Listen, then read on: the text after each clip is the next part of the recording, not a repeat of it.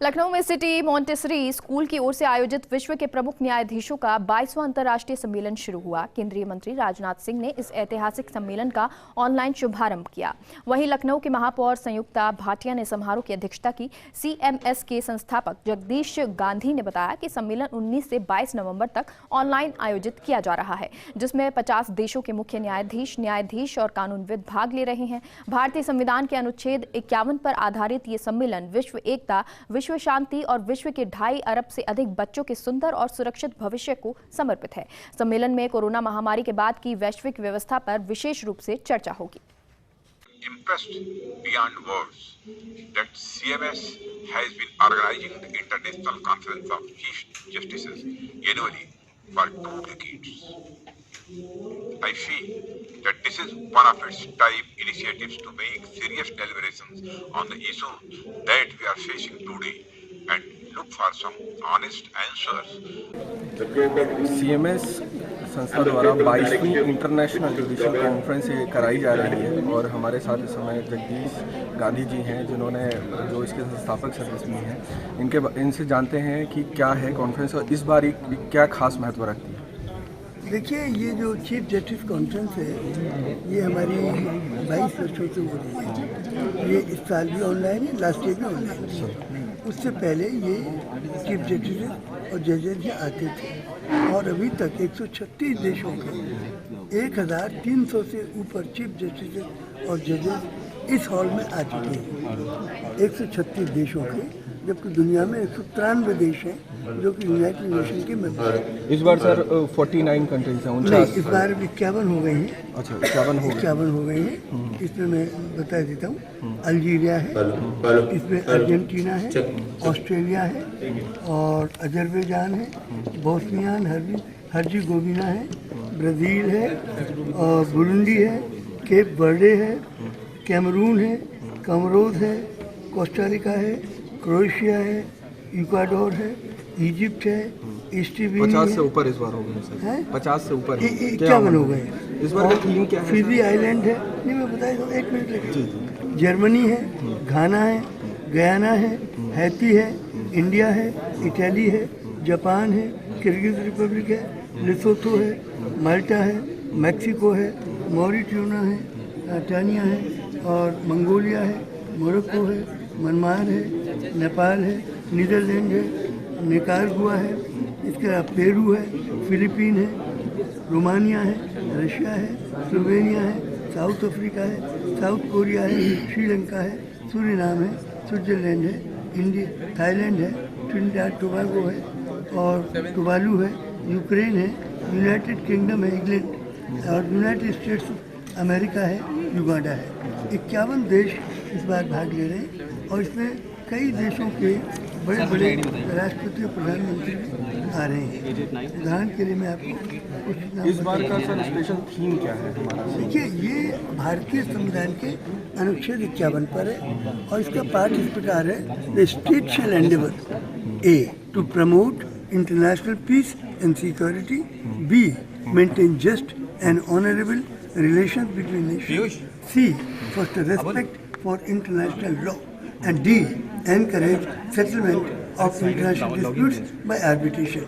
इस आर्टिकल 51 पर ये कॉन्फ्रेंस होती है, जिसका पाठ हिंदी में इस प्रकार है, the state shall Endeavour, Bharat का गणराज्य ये प्रयत्न करेगा कि सारे विश्व में शांति हो, सारा विश्व सुरक्षित हो।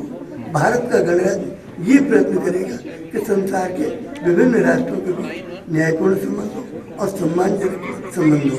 तीसरा है, भारत का गणराज्य ये प्रयत्न करेगा कि सारे विश्व के लिए एक कानून बने और सभी राष्ट्र उसका सम्मान करें।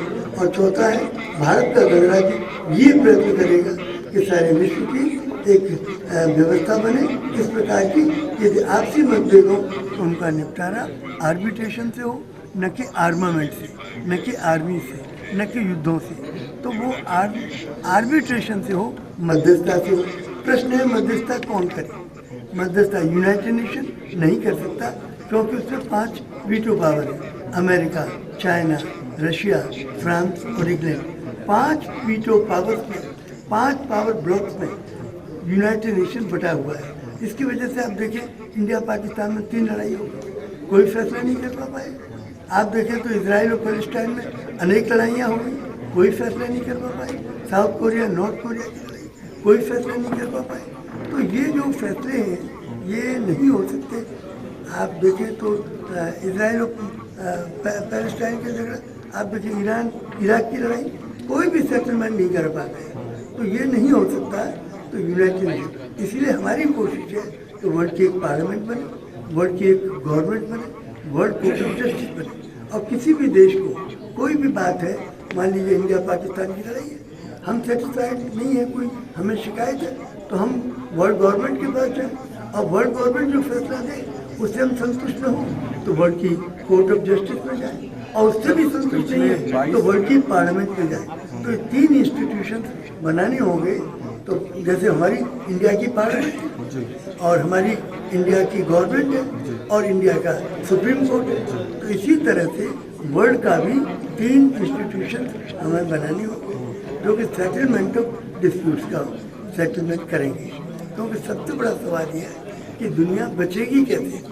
The future of over 2.5 billion children of the world and the generation yet to be born has become progressively more insecure and unprotected during past 7 decades since the bombing of Hiroshima and Nagasaki and the recent spread of international terrorism, global warming, environmental degradation, stockpiling of arms and ammunition, and ever-increasing expenditure on military research and on manufacture of deadliest weapons of mass destruction, fear of a third world war and a nuclear holocaust। तो दुनिया की स्थिति आज ये है कि nuclear यदि बम का विस्फोट एक जगह से हुआ तो सारी दुनिया न्यूक्लियर बमों में एनगल्फ हो जाएगी और फिर दुनिया को बचाने का कोई उपाय नहीं रहेगा। सर, वर्ल्ड हॉलोकॉस्ट होगा।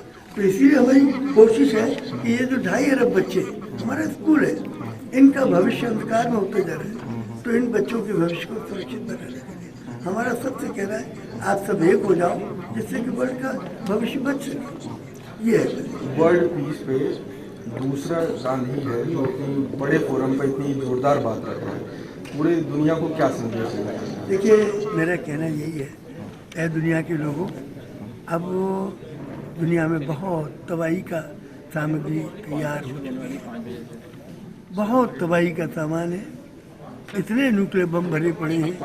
यदि दुनिया में टाइम हो गया है तो अब दुनिया को बचेगी नहीं, इसलिए दुनिया के लोगों एक हो जाओ, इसके अलावा कोई उपाय नहीं। बहुत धन्यवाद सर। इधर द वर्ल्ड विल यूनाइट और इट विल पेरिश।